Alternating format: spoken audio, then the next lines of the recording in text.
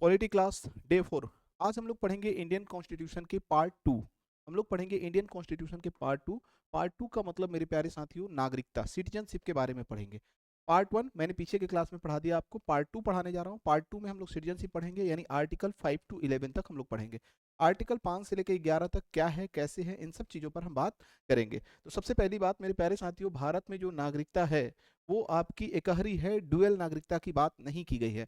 भारत में एकल नागरिकता का कंसेप्ट होता है। तो भारत में जो नागरिकता होती है वो कैसी है, तो वो है आपका सिंगल सिटीजनशिप की बात करती है, एकल नागरिकता की बात करता है। ठीक है, भारत में कैसी नागरिकता है, एकल नागरिकता है। और इसकी विस्तार कहाँ से कहाँ तक है, तो आर्टिकल 5 to 11 तक इसका विस्तार है। अब इसमें हम लोग एक एक आर्टिकल पर चर्चा करेंगे। आर्टिकल 5 में क्या है, आर्टिकल 6 में क्या है, आर्टिकल 7 में क्या है, और 11 तक हम चर्चा करेंगे। तो सबसे पहली हमारी बातें होंगी मेरे प्यारे साथियों आर्टिकल 5 में, यानी जिस समय हमारा कॉन्स्टिट्यूशन लागू हो रहा था 26 जनवरी 1950 से, भारत की नागरिकता यानी प्रारंभ से नागरिकता, यानी संविधान के लागू होने से नागरिकता, यानी ऐसे आप कह सकते हैं कि 26 जनवरी 26 जनवरी 1950 से नागरिकता, नागरिकता यानी स्टार्टिंग से नागरिकता है। तो स्टार्टिंग से नागरिकता किसको दिया जाएगा, ठीक है, जिसका जन्म भारत में हुआ हो, जिसके माता पिता का जन्म भारत में हुआ हो, जिसके दादा दादी का जन्म भारत में हुआ हो, या जो भारत के आजादी से 5 साल पहले भारत आ गया हो, इन सभी लोगों को 26 जनवरी 1950 से भारत की नागरिकता दे दी जाएगी। यानी ऐसे कह सकते हैं कि स्टार्टिंग से नागरिकता, ये भी वर्ड यूज कर सकता है कि प्रारंभ से नागरिकता। तो प्रारंभ से नागरिकता किसे दिया जाएगा, जो भी व्यक्ति भारत आया होगा 5 साल पहले, अगर भारत आ गया होगा भारत की आजादी से, या आप ये कह सकते हैं कि जिसके माता पिता का जन्म भारत में हुआ हो, या जिसके दादा दादी का जन्म भारत में हुआ हो, तो उसको भारत की नागरिकता दे दिया जाए, या खुद भी उसका जन्म भारत में हुआ हो तो उसको नागरिकता दे दी जाएगी। जब हम बात करेंगे आर्टिकल 6 की, तो आर्टिकल 6 में यह कहता है कि अगर कोई व्यक्ति पाकिस्तान से भारत आता है, ठीक है, तो इसके देखो 6 और 7 एक जैसे हैं, पाकिस्तान से भारत आए लोग, ठीक है, पाकिस्तान से भारत आए लोग की बात करेंगे।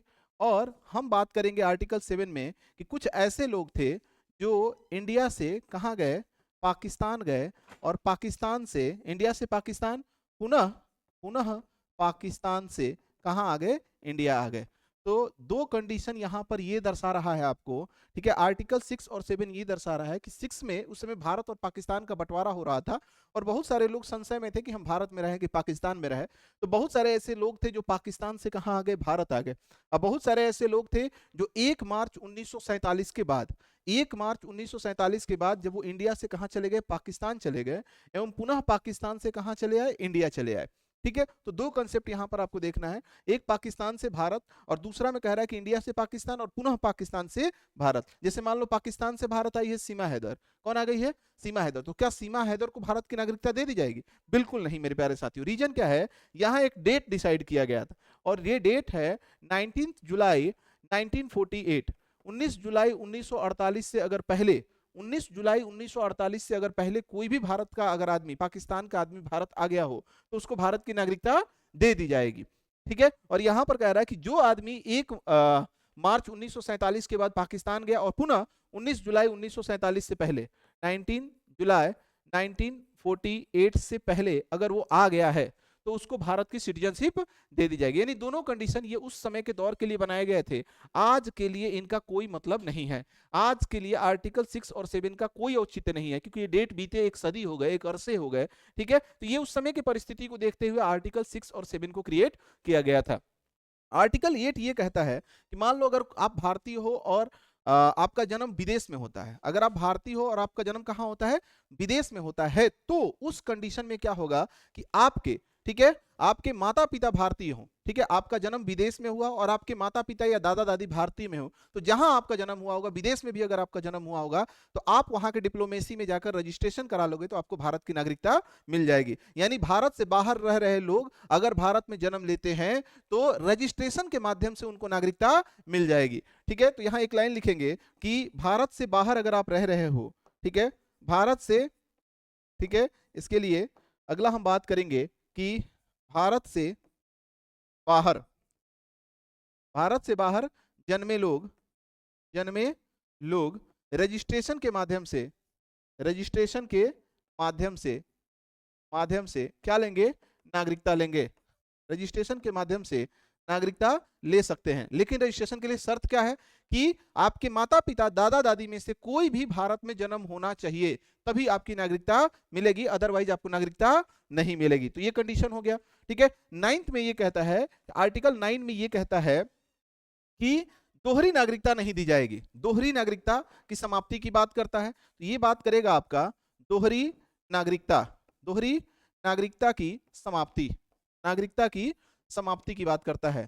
तो दोहरी नागरिकता की समाप्ति का मतलब यहां पर एक वर्ड याद किया गया है, दोहरी नागरिकता समाप्त किया गया है, यानी दूसरे देश की नागरिकता लोगे तो भारत की नागरिकता ऑटोमेटिक समाप्त हो जाएगा। यानी हम लोग बोलते हैं सटलत गइल, मतलब कि अगर आप किसी देश के साथ सटोगे तो यहाँ की नागरिकता चली जाएगी, ऑटोमेटिक खत्म हो जाएगी। दूसरी देश की नागरिकता लेते ही भारत की नागरिकता स्वतः समाप्त हो जाती है। यानी सटलत गइला मतलब दूसरा देश में गया तो तुरंत नागरिकता खत्म, यानी नागरिकता की समाप्ति इसमें हम बात कर सकते हैं। इसमें हम कंडीशन बात करेंगे नागरिकता की समाप्ति की, इसमें हम लोग बात करते हैं इसकी नागरिकता की समाप्ति की बात करते हैं। और जब बात हम भाग 10 की मतलब आर्टिकल 10 की बात करेंगे, आर्टिकल 10 में होता है कि नागरिकता का बना रहना, नागरिकता की निरंतरता की बात करते हैं। इसमें हम लोग बात करेंगे नागरिकता का निरंतरता, नागरिकता का निरंतरता, निरंतरता। ठीक है, नागरिकता का निरंतरता का मतलब नागरिकता बनी रहेगी जब तक संसद इसके कोई अन्यथा रूल नहीं बनाती है या कोई बिल नहीं लाती है, तब तक आपकी नागरिकता बनी रहेगी, यानी बिना वजह आपकी नागरिकता समाप्त नहीं किया जाएगा। ठीक है, यहाँ एक वर्ड हम याद करेंगे, बेवजह, बेवजह आपकी आपकी नागरिकता समाप्त नहीं होगी, बेवजह आपकी आपकी नागरिकता समाप्त नहीं होगा। हाँ, इसको खत्म करने के लिए समाप्त नहीं होगा, इसको खत्म करने के लिए पार्लियामेंट में बिल पास करना होगा। बिना मतलब का नागरिकता समाप्त नहीं होगा, नहीं तो भारत में लोकतंत्र खत्म हो जाएगा। हर नेता अपने अपोजिशन के नेता का नागरिकता क्या कर देगा, खत्म कर देगा, ना कोई रहेगा ना कोई चुनाव लड़ेगा। तो भारत में नागरिकता कभी मोदी जी हारेंगे ही नहीं। इसके बाद जन्म जन्मांतर तक अगले कईयों वर्षों तक बीजेपी हमेशा चुनाव जीतती रह जाएगी अगर ये आर्टिकल 10 नहीं होता तो। हाँ, संसद में बिल लाइए, नागरिकता में कोई चेंज करना है तो सर्वसम्मति से बदलिए, फिर जाके इसमें बदलाव किया जाएगा। तो नागरिकता निरंतर बना रहेगा। 9 में है नागरिकता की समाप्ति, और 10 में कहता है कि संसद रूल बनाएगी। नागरिकता संबंधी कानून कौन बनाती है, संसद। तो संसद नागरिकता संबंधी अधिनियम बनाएगी, अधिनियम बनाएगी। ठीक है, बनाएगी। संसद नागरिकता संबंधी क्या बनाएगी, अधिनियम बनाएगी। एकदम इजी है, 5 से लेकर 11 तक। 5 में क्या था मेरे प्यारे साथियों, 5 में था प्रारंभ से नागरिकता। 6 में क्या है, भारत से जो पाकिस्तान से जो भारत आ गए। 7 में जो भारत से पाकिस्तान और फिर पाकिस्तान से। 8 में नागरिकता अगर विदेश में जन्म लेते हो तो वहां नागरिकता बनी रहेगी अगर डिप्लोमेसी में रजिस्ट्रेशन कराओगे, अगर तुम्हारे माँ बाप भारत के हो तो। ठीक है, 9 में क्या है, दोहरी नागरिकता यानी सटल तो गइला। 10 में बिना मतलब का नागरिकता समाप्त नहीं होगा। 11 में नागरिकता के लिए क्या है, संसद कानून बनाएगी। तो एकदम इजी है, 5, 6, 7, 8, 9, 10 एकदम याद कर सकते हैं। 5 में प्रारंभ से, 6 में पाकिस्तान से इंडिया, 7 में इंडिया से पाकिस्तान, पाकिस्तान से इंडिया। डेट क्या था पर्टिकुलर, 19 जुलाई 1948। 8 में क्या है, रजिस्ट्रेशन के माध्यम से नागरिकता, कहां, विदेश जन्म ले रहे हैं तो। 9 में क्या है, दोहरी नागरिकता समाप्त हो जाएगी आपकी नागरिकता भारत में, यानी सटल तो गइल। ठीक है, 10 में क्या है, बिना मतलब का नागरिकता समाप्त नहीं हो सकता, यानी नागरिकता की निरंतरता बनी रहेगी। 11 में क्या है, नागरिकता संबंधी कानून कौन बनाएगा, संसद बनाएगा। और इसी को देखते हुए संसद ने पहला भारत में नागरिकता संबंधी अधिनियम आया था, यानी भारत में नागरिकता संबंधी अधिनियम, नागरिकता संबंधी अधिनियम संसद ने बनाया था। नागरिकता संबंधी अधिनियम संसद ने बनाया था 1955 में। भारत की जो पहली नागरिकता संबंधी अधिनियम बनी थी 1955 में बनी थी, और इसमें समय समय पर बदलाव किया गया। ठीक है, इसमें समय समय पर चेंज किया गया। जैसे आपने देखा था CAA 2019 में आया था, यानी सिटीजनशिप अमेंडमेंट एक्ट, इसी को हम लोग सिटीजनशिप एक्ट बोलते हैं। और सिटीजनशिप अमेंडमेंट एक्ट 2019 आया था, उसी तरह 2015 आया था, उसी तरह 2005 में आया था, उसी तरह 2003 में आया था, उसी तरह 1988 में आया था, 1992 में आया था। तो टोटल अभी तक 5 बार, 88, 92, 2003, 2005, 2015, 2019, इतनी बार इसमें संशोधन किया जा चुका है। और ये जो बना था शुरू में, यानी ये जो आपका सिटीजनशिप बना हुआ है एक्ट, इसमें नागरिकता के आधार पेपर में आएगा आपके कि नागरिकता के कितने आधार होते हैं। तो इसमें हम बात करेंगे नागरिकता का आधार। तो नागरिकता का आधार, 5 आधार पर आपको नागरिकता दिया जाएगा। कितने आधार है, 5 आधार है। 5 कौन कौन से, तो जन्म के आधार पर आपको नागरिकता दिया जाएगा। दूसरा, आपके डिसेंट वंश के आधार पर आपको नागरिकता दिया जाएगा। ठीक है, 2 हो गया। तीसरा, आपको पंजीकरण यानी रजिस्ट्रेशन के माध्यम से, पंजीकरण के माध्यम से आपको नागरिकता दिया जाएगा।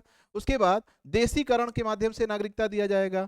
देशीकरण के माध्यम से, और उसके बाद लास्ट में होता है अर्जित भूमि के माध्यम से नागरिकता दिया जाएगा।